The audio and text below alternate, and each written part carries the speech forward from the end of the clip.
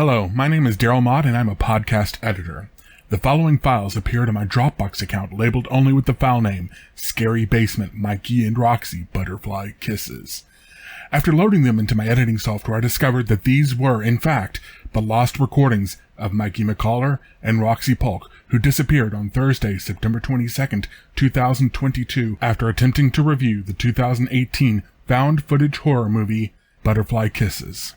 After painstaking reconstruction, this is the recovered audio of that fateful episode.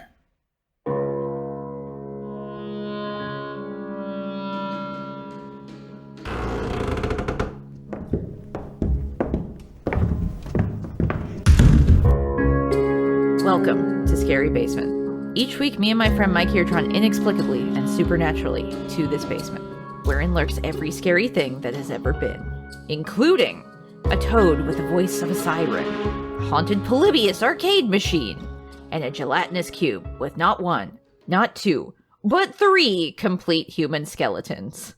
I'm Roxy Polk. And I'm Mikey McCollar. So, Mikey, let's start out, as we always do, with the scariest things that happened to us this week. So, what went down in your life outside of the scary basement that spooked you to your bones? Roxy, for me, it was the end of The Sopranos. I rewatched The Sopranos. It's my favorite show, and it's not scary that the show is over. But the last scene of The Sopranos is legitimately horrifying. Okay, I know very little about The Sopranos outside of what you have told me, but even I know about this ending because it is very notorious. It is very clearly Tony Soprano getting murdered. Suddenly shot in the head. And the way they depict it is just... He glances up. He's at a restaurant. He glances up. His daughter is there. He sees her, and then it cuts to black. And it's just like, oh, yeah, that's how death's going to feel. Like, it's so visceral, and it's so shocking and so sudden. And I just, I watched it again. You know, I watched the show before, and seeing it again, I was like, this is how it's going to feel to die. And I just sat in that negative, upsetting feeling for 10 minutes after, just with head in my hands, upset that I was dead. Oh my God. Because you too will be like Tony Soprano one of these days. We all will be. At some point.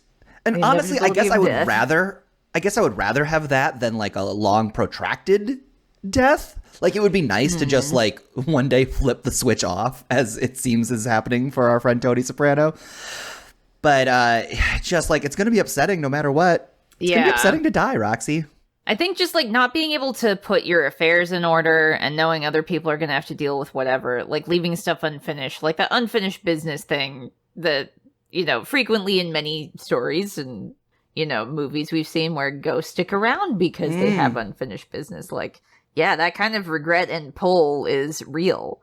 Would you just be able to disconnect and just be like, everything's done. Okay, that's it.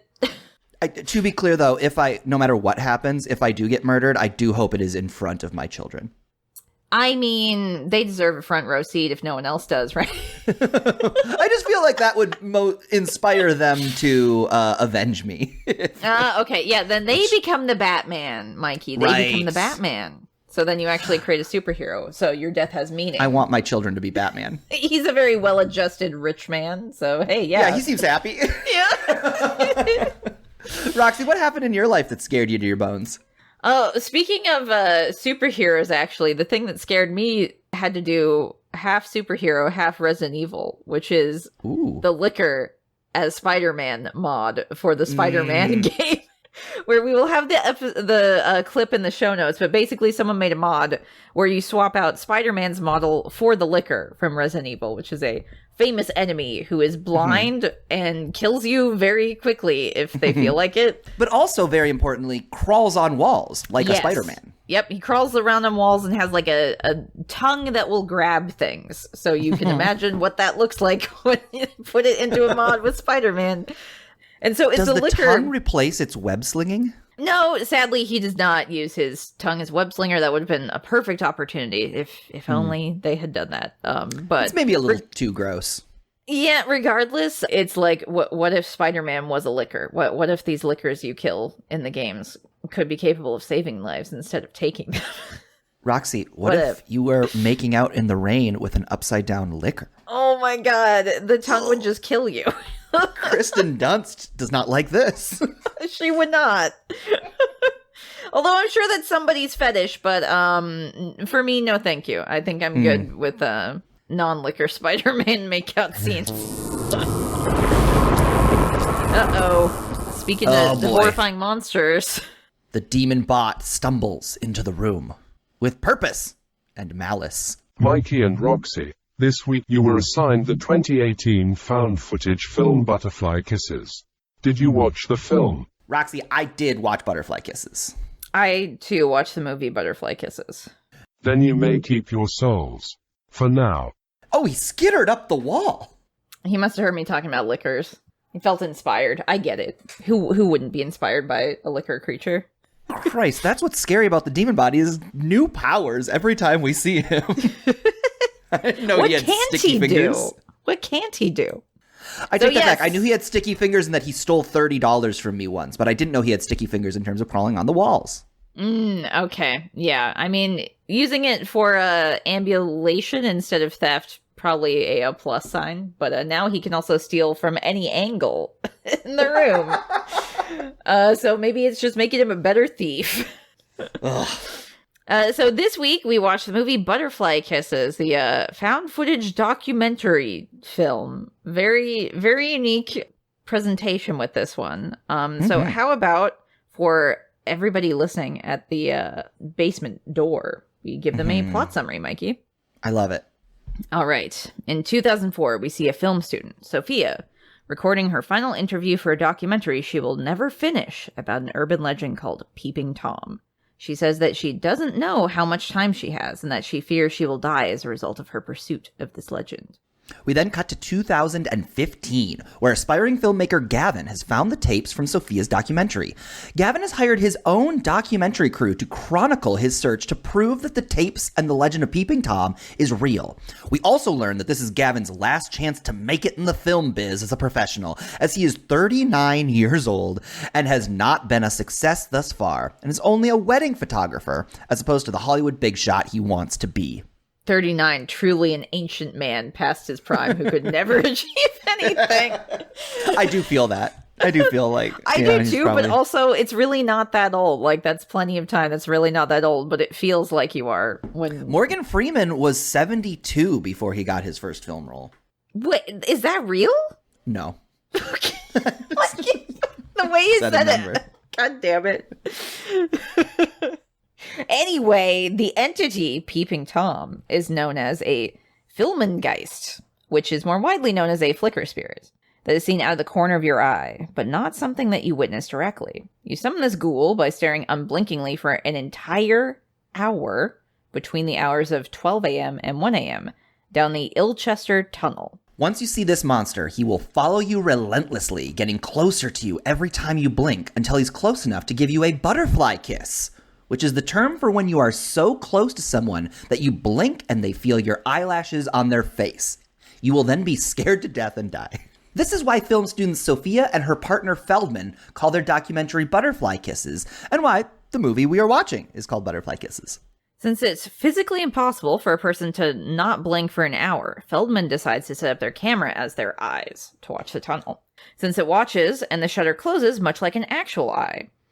But wouldn't you know it, it actually works. And when Gavin sees this, he too believes that the film students have captured an actual supernatural phenomenon. It's real. This sends Gavin into the start of a desperate spiral to legitimize his footage. Gavin tries to find the professor and other experts that the kids talk to about their movie, but they don't seem to exist.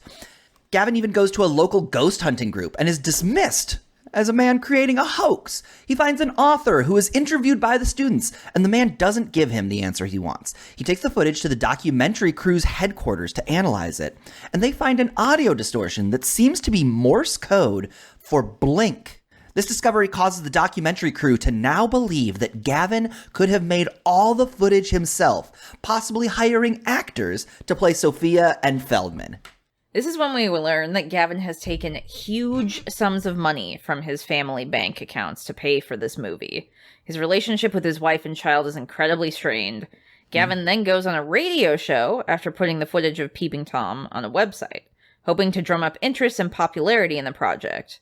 He is, however, obliterated by every single caller calling in, saying it's fake, not real, looks like trash. And the final nail in the coffin is when his idol, Eduardo Sanchez, one of the co-creators of the Blair Witch Project, calls it derivative. And that he needs to just own up to the fact that he's making it up and creating a film that isn't real. There's nothing wrong with making a fictional film like this. It's fun. People why like fictional films. Yeah, why you gotta be so committed to the fact that it's a real thing? He just is. After this devastating interaction, Gavin goes home to find that his wife has taken their son and left him. She found out that Gavin had emptied their son's trust fund that his grandparents had set up for the boy to fund this Butterfly Kisses documentary. The documentary crew then discusses the morality of not only watching this man's life fall apart, but the part they've played in it as well. They were the ones who were looking for an ending to their documentary about Gavin, who was making a documentary about Feldman and Sophia, and it was the documentary crew that we're watching who called Eduardo Sanchez of the Blair Witch Project to be on the radio show in the first place. Cruelty abounds. A desperate Gavin goes missing, and the crew then finds him suddenly trying to recreate the experiment that Sophia and Feldman did by setting up his own camera in the tunnel. He's also looking disheveled, worse for wear. He is not looking good. Mm-mm. The film we are watching is then cut in, where we see more original footage of Feldman trying to beat Peeping Tom, using mirrors and other cameras. But unfortunately, it doesn't work, and he dies on camera. Sophia films the news coverage of Feldman's death, and now knows that she is next. Gavin goes missing, and it's during this time that we follow the documentary crew as they follow up on an image analysis from the Peeping Tom footage of the moment that Feldman is killed. There's a reflection in Peeping Tom's eye. We catch him for just a glimpse. He gets a big jump scare. And there's a reflection in Peeping Tom's eye of the opposite view of the tunnel, seeing Feldman and the camera looking at the creature. They then isolate the Morse code sound to show that it reveals a silhouette of Peeping Tom. This couldn't have been a fake. Sophia and Feldman's footage is real. The documentary director receives a package from Gavin, despite the fact that he's missing. It contains the original journal that was in the original tapes that Feldman wrote. A package to Sophia with her address proving that she existed and was not an actor. And then also a cassette tape with some mysterious writing on it. And finally, a key to a hotel room. This entire thing, very mysterious. They're following the clues now. We are now following the documentary crew entirely. The film in the package is the rest of Sophia's final interview, saying that she had a dream that she stared down the tunnel for an hour. But then when she woke up and realized she was actually somehow at the tunnel, miles from her house, she had actually done it. She actually saw Peeping Tom. The film crew follows the hotel room keycard clue and find Gavin dead in a bathtub with a bunch of other cameras and GoPros in the room. They also find the box of the original tapes, which they steal before calling the cops. We learn that Gavin died of heart failure, and the documentary crew is unable to decide if they should continue the project or scrap the whole thing entirely. The crew continues to argue, the director now convinced that they have something real and have to keep going. This sounds familiar. Where have we heard this before? The film is then intercut with the final part of Sophia's interview, where she claims to know how to beat Peeping Tom. And then she cuts off her own eyelids and screams, all on camera. We then watch a post-credits scene where the movie we have been watching, this ostensible documentary, says, quote, Four Fingered Films has undertaken all reasonable measures to ensure the accuracy of this film's content. If you have any information on the persons depicted, please contact your local authorities immediately, implying that this film is real, and it's all a documentary, and it's all really real. We then see a post-credit sequence, a post-credit sequence, I suppose, the second one, where we see that Sophia is in fact alive, but in an asylum. And she appears to be stroking the face of Peeping Tom, his face pressed so close to hers that he will continue to give her butterfly kisses for as long as she lives. And that is Butterfly Kisses, Mikey, the movie.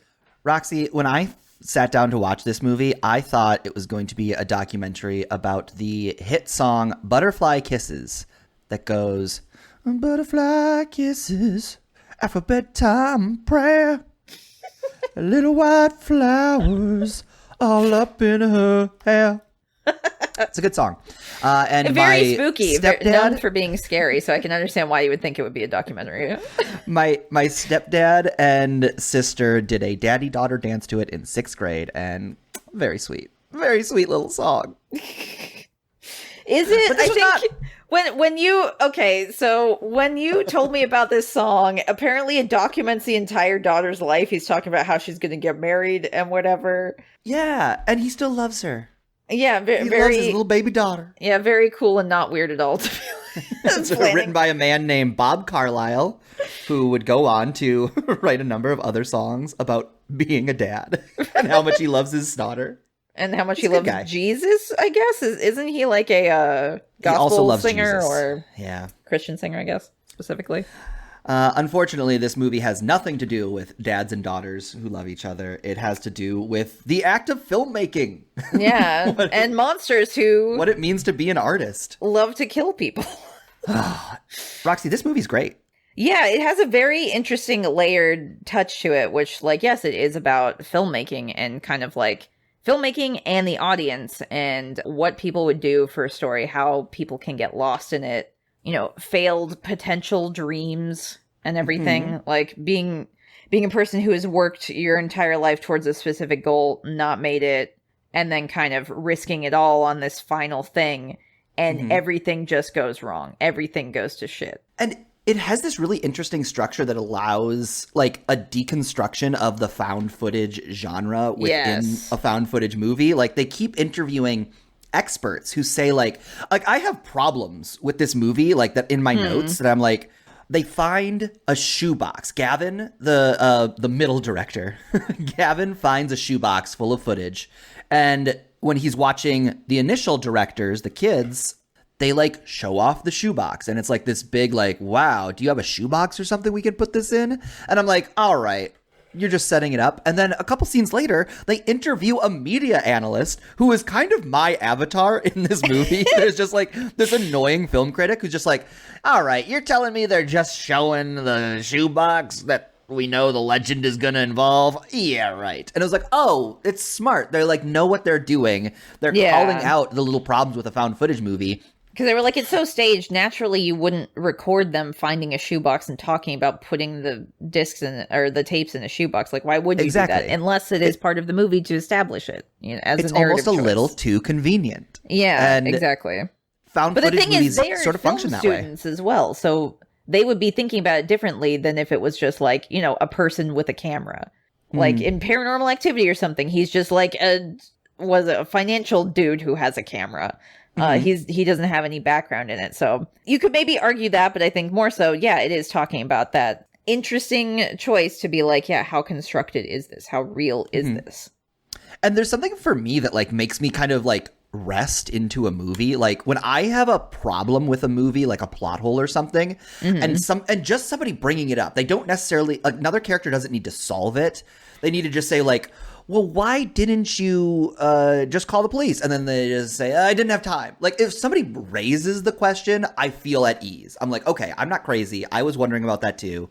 The filmmakers have anticipated it, and they have addressed it, even if they didn't resolve it. Yeah, and I think also in that way, too, it is interrogating, like, kind of how we as an audience or, like, critics kind of interact with films, too, by involving, like, layers upon layers of audience, where it's first we have the original tapes from like the 2000s, and then we have Gavin finding it. He's the secondary audience, and then we have the documentary crew, which is like the secondary audience, and then us who are actually watching the film are included as that final like layer to it. Yeah. I think we should maybe, for clarity's sake, label Sophia and Feldman, the child documentarians. They're crew A. Okay. Gavin is crew B. The crew we're watching is C, and we as the audience are D. There you go. Yeah. Does that track? For me. Okay. Yep. Yeah. I already forgot it. Okay. So I'll try and help you remember. We've got also the film critic. Again, like, I have this problem where, like, it's kind of like a metaphorical understanding of how an eye works. That, like, okay, the metaphor or the rule is you can't blink for an hour staring at the tunnel. And then the camera functions as an eye. And when they said that, I was like, no, it doesn't. It's a device. Like, it's a different thing. It's not a human being's eye. And the fact that the media critic then stops in, this is why I'm saying he's my avatar. He comes in and he's just like, yeah, that's not an eye. That's a problem. And I was like, you guys. You get it. You get me. I felt like a lot of this movie just got me. That's good. It's really rad to be able to jive with the movie in this way. Well, if it wasn't so horrible, it would be like this feeling of like being out on the line for your art, the feeling of financial insecurity, the feeling of not knowing how your project is being received, and almost being it's a bizarre situation where like Gavin is almost being gaslit by the community. Yeah, right? And definitely like the film crew in a way too, where they're like, we're hands off, we're just documenting it. But then they will literally bring in one of his idols, one of his like film idols, who ends up just dunking on him so severely it like kind of is the final nail in the coffin. Where if they didn't call him at all, if they weren't invested in getting an ending to their documentary, that wouldn't have happened. And I mean, sure, he'd be getting dunked on by locals. With like that part is definitely like something of his own making. But like maybe he could have just brushed that off and kept going and wouldn't have devolved in this way. It almost gets me into thinking about this idea that it's impossible to just neutrally observe something. Like, yeah, you're going to have your own take. This documentary crew C is doing their best to be neutral, and then they kind of can't help it. And it's dramatized in the fact that they brought in our Blair Witch friend, which, Roxy, that popped me. I was like, oh shit, it's this guy, it's the Blair Witch guy. I know you from the Blair Witch. That was cool. And he has a big, cool beard.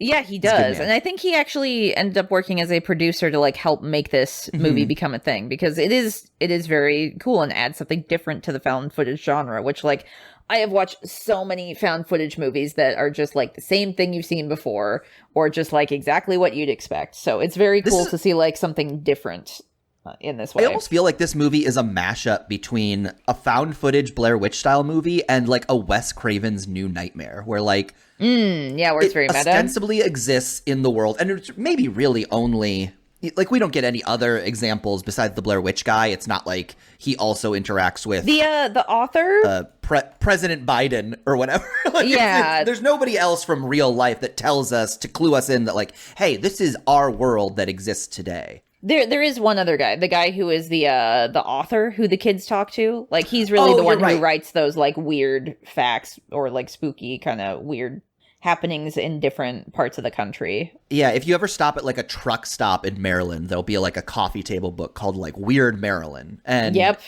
It'll just have like weird facts. And my dad might have even bought me like a weird Portland book. I might even have one of those that guy's books. Which it's interesting because when they interview, like when Gavin interviews him, he gets so frustrated because he doesn't get the answers he wants out of this guy. He's like, yeah, I don't really remember those kids. And like, you know, I didn't really think it was worth putting in the book. And the way Gavin gets so frustrated and like angry afterwards too, like he is trying so hard. It's like trying to fit a square peg in a round hole with so much of this stuff where it's just like, he's not really thinking about like, how things are going to be received, how he's being perceived, the best way to go about a thing. Like he can't take himself out of it and kind of look at his work objectively, which is extremely hard. Like both you and I as like artists, writers, storytellers, people who appreciate stories, if you were in a thing like that, it is really hard to be able to do that, to just separate yourself from it and look at it objectively and just turn on your complete editor brain. It's hard not to have, you know, a certain angle or affectation or like, you know, perspective on it. Yeah, he's closer to trying to make even when he is trying to like objectively tell the story of Peeping Tom, and this is Gavin B, he's trying to objectively tell the story, he's still kind of writing the movie. He still has his expectations, and documentaries almost feel like improv in that way, where it's less about what you want and more about listening and taking in what you're receiving. Exactly. And processing that. And so that is kind of his documentarian flaw that we see almost pass to this documentary crew C, like a virus. Yeah. This idea that like we have this obligation. Did I ever tell you about the documentary I made in film school, Roxy? What? No, I didn't know you did that. Wait, hang on. Okay, so we went to college together, but like you made a documentary? How did I not know this? Yeah, I took one film class. Okay. And one of the projects is a documentary. And I went and filmed two of my friends who were Guitar Hero was very big at the time.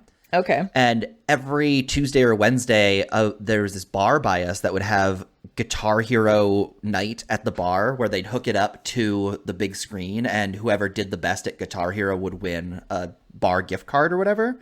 Okay. And so I went and filmed my 2 friends who were really good and played every week.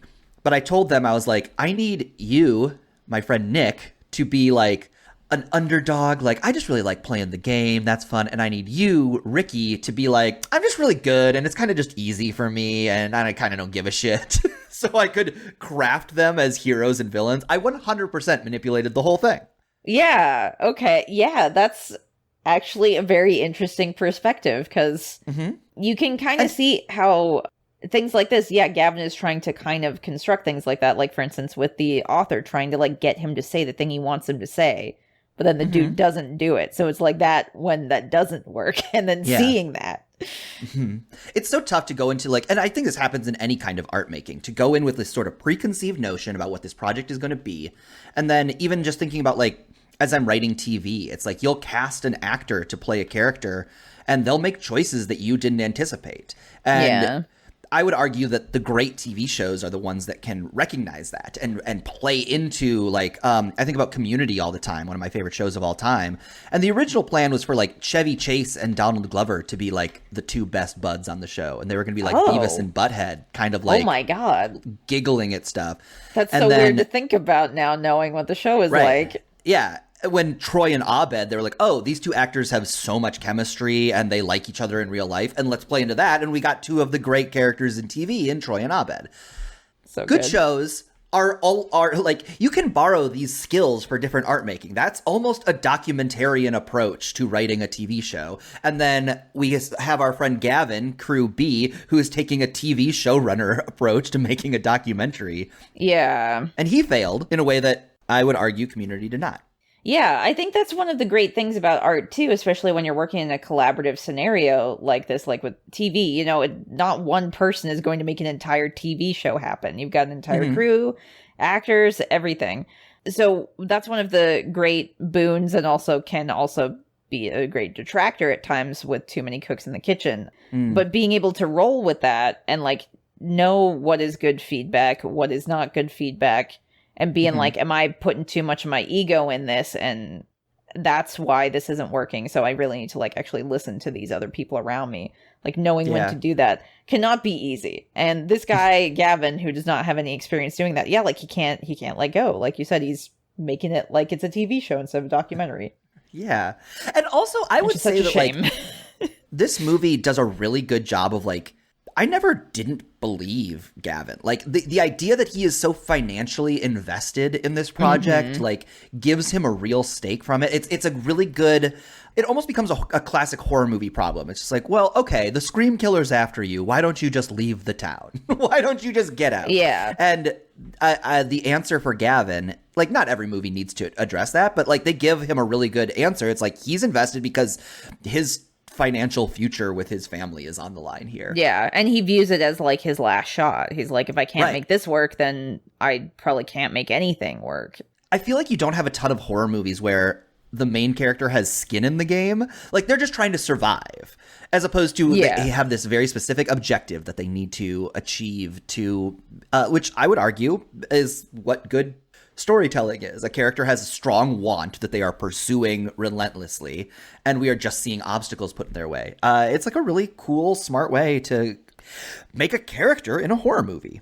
Yeah, especially because then when he dies, you know, and then it flips the narrative of who we are following again, and now it's like the film crew, and we're seeing them, the documentary crew, like, fall into this thing too, where they're like, oh, was it actually real?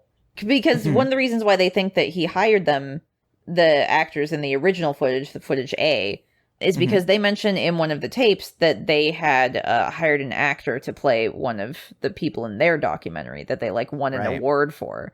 And so them mentioning it makes the film crew think, oh, what did Gavin construct all of this? And then, like, the Morse code in the video, and, like, the video itself, when you first see Peeping Tom show up, when everybody sees it, they're like, oh, cool special effect. And he's like, no, I didn't do it. It's real. And they're like, Okay, buddy, whatever you say. Well, and even Gavin at, Film Crew B is unclear as to whether Film Crew A faked it. Yeah, like he is positing that. There's really a lot of layers. I think we've talked about this before on the podcast. The idea of kayfabe, the pro wrestling idea that like you protect what's real. Like if you are feuding with a wrestler, you can't drive to the next town with them because it'll break kayfabe. The fans will see you are actually friends in real life.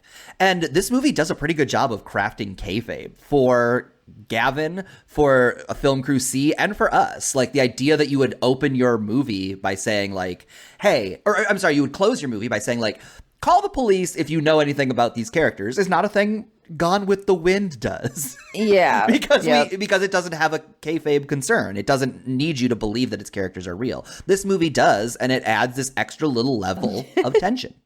Yeah, especially because then when you see the Film Crew C being consumed by thinking like, oh, this is real and we have to do it. Especially because they like literally saw Gavin die for this. So it's like cemented it even more that it's real. But then you see this cyclical nature of like the Film Crew C director of the documentary.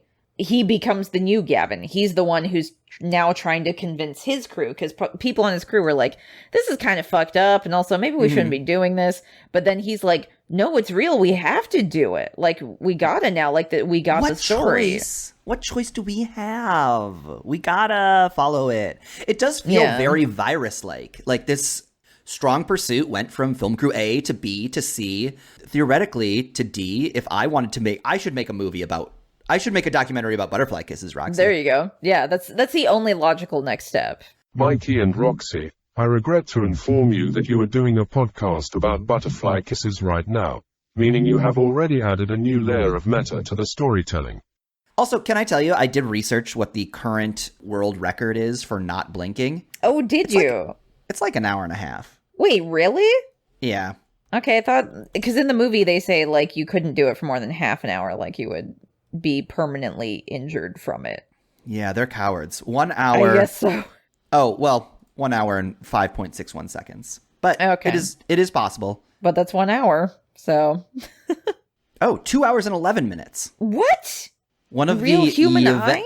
One of the Ylvis brothers who sang the What Does the Fox Say held his eyes open for 2 hours and 11 minutes. Of all people to do that. Okay, are they allowed to like put eye drops in? They just don't blink.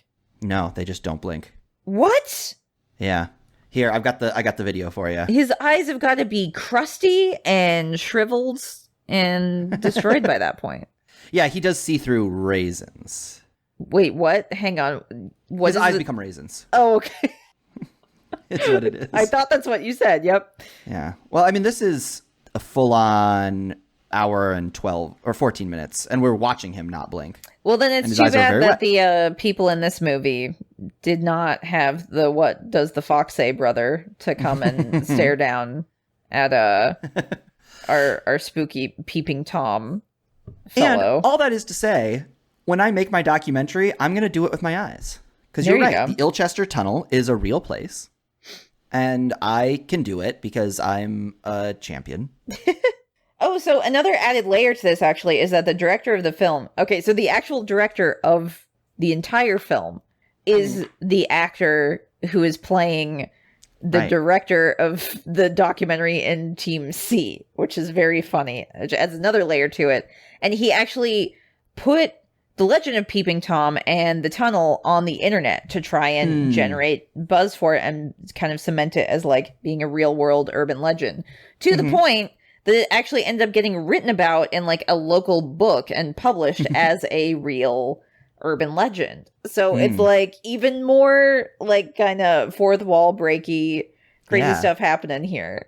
And I will say, Roxy, the huge advantage I had watching this movie was watching it on Amazon Prime. Okay. Because it has that thing where if you pause it, the actors' names pop up, like who are in that scene. So when Eduardo Sanchez, like I've never seen that man before. I knew his name. Yeah, I hadn't seen this movie either. Once he pops up and you pause it, it's just like Eduardo Sanchez, and the character he's playing is himself. Like, so it's this extra level of like, fuck, I guess this is real. I guess this is not an actor, which again, It is, but it also isn't. Like, he's just playing himself, and he's just doing something kind of weird and specific. It's very cool. It's a cool movie. Yeah. So we've been talking about this a lot already, but what would you say is the big idea of this movie for you, Mikey? What does Butterfly Kisses, at its very core, seem to be saying? To me, it's a lot of like struggling to have your art taken seriously. This idea that like our character, Gavin from Crew B, is putting himself on the line to make a piece of art. And there's just this desperation to be seen, to be somebody who makes his thing. And honestly, like, I always think you can kind of tell like what is the true real world fear as it is embodied by the monster. And even Peeping Tom wants to be seen. Like, that's what artists want. We want to be seen. We want to have our opinions out there in the world. And what he's fighting against, what Gavin is fighting against and ultimately loses, is this idea that, like, sometimes it's not right to be seen. This monster that is pushing you forward against your better judgment, rather, or your wife's better judgment in Gavin's case. He wants so badly to be seen, and he therefore falls to a monster that similarly wants to be seen. He falls to his worst impulses. And, like, there's a metaphorical death when he loses his wife and family well before he has his literal death. And that's what's scary about becoming all consumed by your art. Yeah, especially because it is, like, the lure of a dream unfulfilled. That's kind of how I saw it as. Because he is putting everything on the line for this. And if he was, like, by himself, sure. But he doesn't seem to care how it affects his family. His wife, she's in a bad place where she's handling all the finances, trying to make things work. She's literally trying to balance the family books when they come home. And he's like, hey, that's my laptop. Why are you using my laptop? And then eventually she finds out that, like, not only has he drained their savings, because he kind of said that to the film crew. You hear that. Not only that, he went into his son's trust fund and took the money that his wife's parents, the kid's grandparents, put aside for him for, like, college or whatever his future. And, like, that is the big decider. And then, like, you see him having a conversation with his kid doesn't even want to, like, sit by him, doesn't even want to talk to him. And, like, I don't know how much the kid really understands what the situation that's going on here, but there's, like, this animosity just showing that his entire life has fallen apart. To be clear, the kid knows that the dad stole his trust fund. Yeah, I guess so. Maybe he does. And the kid was like, I was going to use that for drugs. He's going to use it for Legos, Mikey. He's gonna buy some Lego. I wanted to do drugs. I wanted to go to a club in New York when I'm 18. Ugh. Now he never will. But yeah, just like, so not only destroying yourself, but the people around you. And then, yeah, seeing the consequences of that ultimately consumes and kills you in this case. Which is the true horror of what can happen if you pursue your dream at the expense of everything else in your life. Because I think life is about balance. I'd like to think that if you just keep persistently doing nothing but this thing, it will work out. But the thing is, you can get such tunnel vision like this that then, yeah, like your art will suffer for it ultimately, too. You gotta live if you're gonna make art. Because if you want yourself to be seen, you gotta have something to show. Exactly. That's another Bob Carlyle song. Oh, is it? If you want to be seen, you gotta have something to show. If you want to be seen, you gotta have something to show. Mikey, you just tell me these facts and I believe you every time. It's the second time it's fallen for that. I love lying. You just say it with so much confidence. I know. Question for you? Yes, question. What do you got? I got a question. All right. Gavin York went to some great lengths to understand the story of Peeping Tom. Are there any subjects, mysteries, cryptids, urban legends that you would go as far as Gavin, famously from Film Crew B, went to understand? Man, okay, so I struggled with choosing this because it's all of them for you, right? Yeah, I mean, there's so many interesting things out there, and it's kind of like, for instance, cryptids I find really fascinating. I don't really think they're particularly real, but what if there was? What if, like, there was actual proof of Mothman being an alien or an extra-dimensional creature and not just some, like, high kids who thought a owl was a monster that was flying after their car? Or, like, what about the Kennedy assassination or something to, like, would there be a way to actually legitimately find out what happened? But putting my entire life on the line, it's hard to say if I care about any of those things enough to put my life on the line for it. But I mean, we did an entire episode about Mothman. I'd say if there was more proof about like Mothman being real, I'd follow that rabbit hole and meet Mothman himself. You love Mothman. He's very cool. He just wants to save people from disasters, theoretically. What about you, Mikey? What would you do? For me, it's the D.B. Cooper mystery. Ooh, that's a good one. You know, like the late 50s, a man just got on a plane and told the stewardess he had a bomb and said that they needed to deliver $20,000 to him in the air, I believe. Yeah. And then he was going to parachute out. And like 2 parachutes, right? He requested more than one. Yep. And he parachuted away and just nobody ever heard of him again. And I was just like so fascinated by it. It's just such a weird little story. What happened to this guy? There were a lot of rumors before the end of the show Mad Men that it was going to reveal that Don Draper would go and become D.B. Cooper, which is funny. Amazing. I always had this little fantasy. Roxy, in football, they have this thing called the All-22 camera where... What is that? You watch, there's 22 players on the field, and you watch, you know, when you watch a football game on TV, there's like a sideline camera, and there's kind of like a 3/4 angle. But the all 22 camera is above and captures all 22, so you can literally see what every player on the field is doing.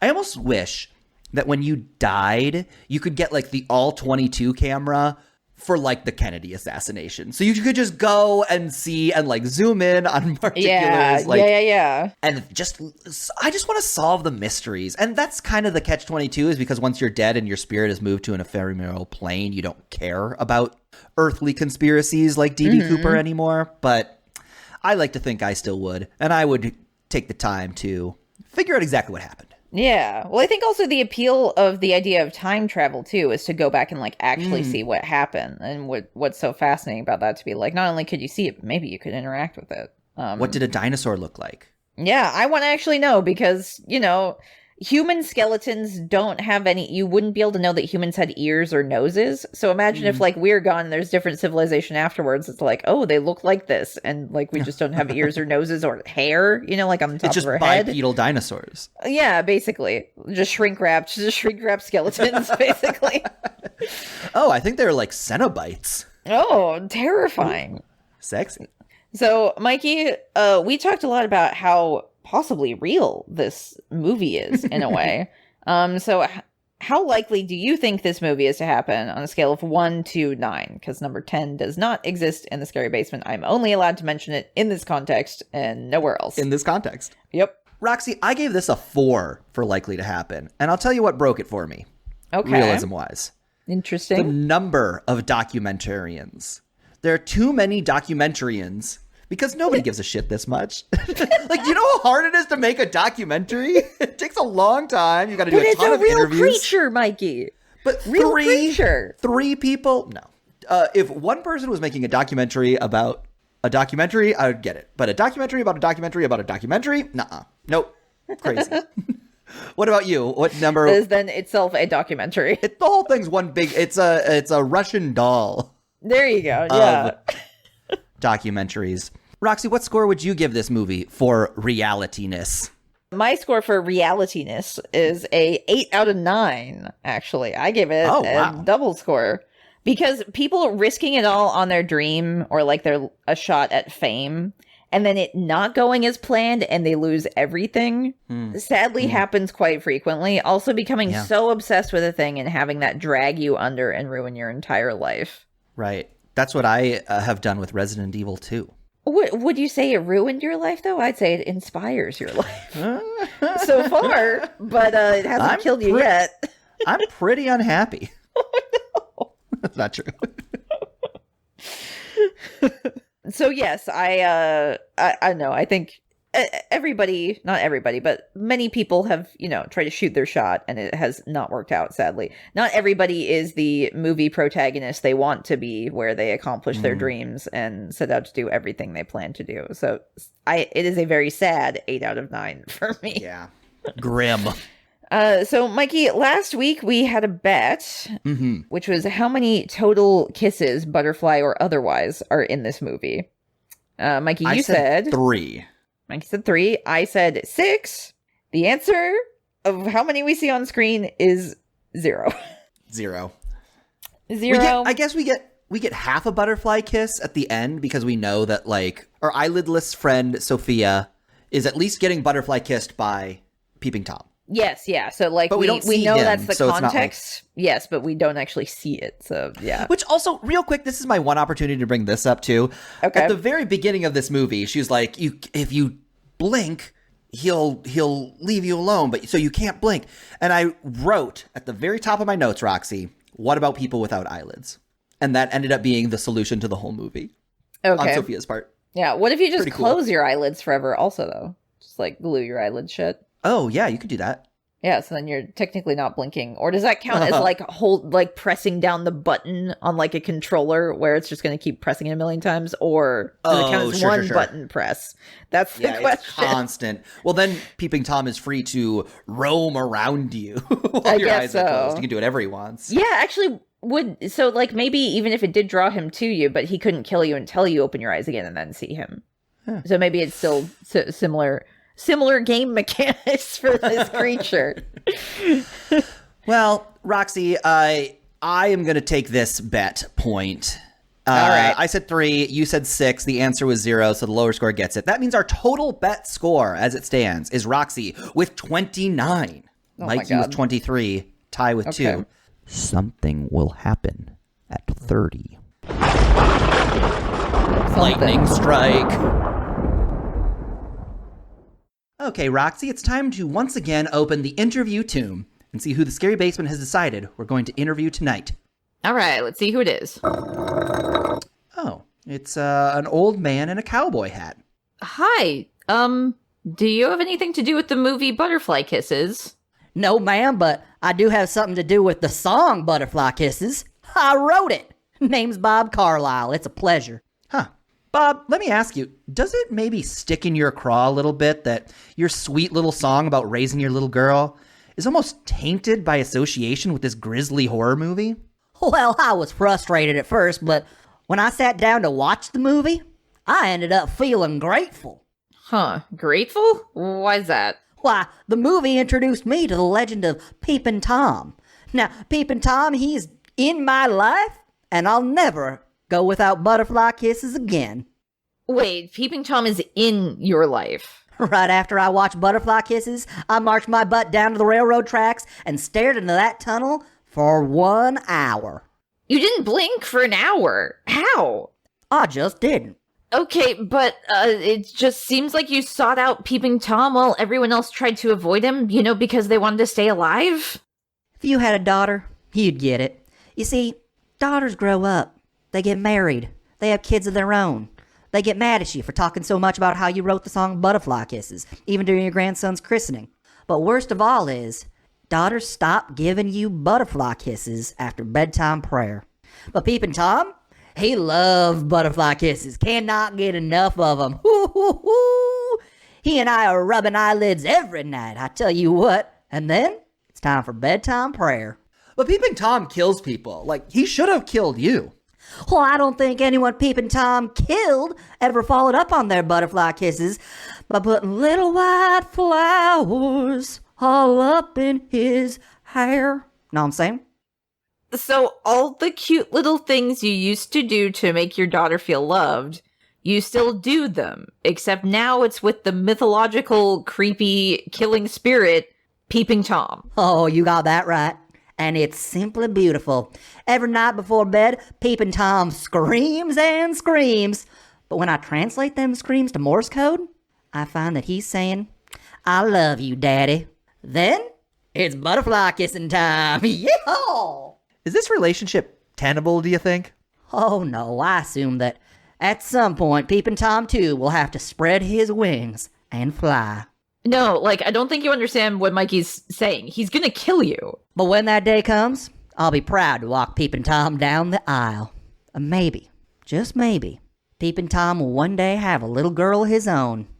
And I will talk about how I wrote the song Butterfly Kisses at her christening. Aww. Wait, he's definitely gonna kill you. Close the tomb, Roxy. Okay, well, Bob Carlisle sure was a guy. But here's Demon Bot to come give us the next movie. What's up, Demon Bot? What do you got for us? Mikey and Roxy, for next week you must watch the 1981 classic Evil Dead. If you do not, your souls shall be forfeit and I shall claim your bodies as my own. Okay, Roxy, so we got Evil Dead on the docket next. Ooh, okay, Evil Dead. This is a huge landmark movie. I'm excited for this one. One of my all-time favorites. All right, Mikey, so how about we make a bet for Evil Dead? That sounds great. Let's go. In Evil Dead, a lot of characters turn into deadites, the like demonic zombie type fellas. How many characters do we think are going to turn into deadites in the first Evil Dead? I'm gonna say 5. 5? I'll say 4. I truly don't remember. I haven't seen this movie in many, many years. Okay. Yeah. Let's do it then. Bet's locked in. All right. Bet's locked in. All right, Mikey. So we've been talking about a lot of existential, are you ever going to accomplish what you want to? Scary things. Very scary. With this movie. Maybe the scariest thing of all, truly. But how about we talk about something that's making us happy this week? So, Mikey, what is making you happy this week? I found a new favorite restaurant. Roxy, it's called Johnny Pastrami. That's a great name. Unclear if it's a chain or not. You know what it is right off the bat, right? Yep. You can pitch somebody, should we go to Johnny Pastrami? And they're either feeling pastrami or they're not, and they can say no. I got what's called the Johnny fries. Okay. And how are those different than normal fries? French fries, cheese drizzle, hunks of pastrami on the fries. Roxy, what could be better? What could be better? I'm salivating just thinking about it. You can hear it in my mouth. I think after this record, you got to go get some of those fries. I might do it. What's making you happy? What's making me happy this week is a YouTuber named Nick DeRamio. He does a lot of He does a lot of very fun movie reviews covering like influencer drama, things like that. He will find a lot of really weird, obscure movies that are so bizarre that I've never even heard of. And the way he comments on them and rips them apart at times is very funny and engaging. And I highly recommend his stuff, especially if you like, he reviews a couple of horror movies, quite a few of them, along with other things too. So if you like our content, I'm sure you will jive with his content too. But yeah, he's on YouTube at Nick DeRamio TV. Highly recommend him. Let's watch him. We'll have his link in the show notes. All right, so it is time for Haunted Plugs, Mikey. So, where can people find you on the internet? I am on Twitter at Mikey McCollar and on Twitch at twitch.tv/Mikey McCollar. Perfect. And I am on Twitter as @RoxyPolk and on Twitch as RoxyPolk. Also, make sure to give us 5 stars on your podcast venue of choice. But make sure they're 5 scary stars. And maybe leave a review and share or scare the podcast with your friends. And as always, don't sign any contracts offered to you by demon robots. Chilling.